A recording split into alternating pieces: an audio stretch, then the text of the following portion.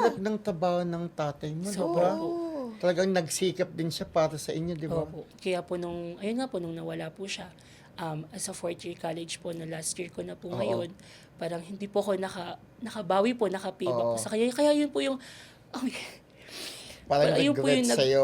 nagpapahirap po sa akin ngayon na,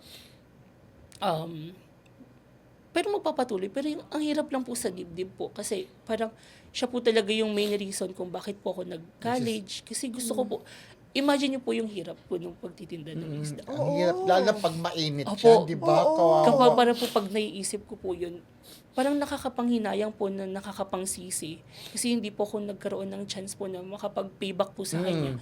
Kaya, sobrang sakit po na ang hirap magpatuloy. Actually po, dapat po talaga mag-i-stop po ako. Kasi po parang nawala na po ako ng motivation. Talaga? Opo, kasi Kung parang Nung namatay inspiration- si Papa? Opo. Oo. Inspiration mo si Papa mo. siya no? po talaga yung pinaka-inspiration ko po sa buhay ko po. Kasi nakita ko po kasi yung paghihirap niya kung paano niya po kami tinaguyod. Oo. Yun po, yung parang, tulad po, nasa last year na po ako, malapit na po ako sa finish line.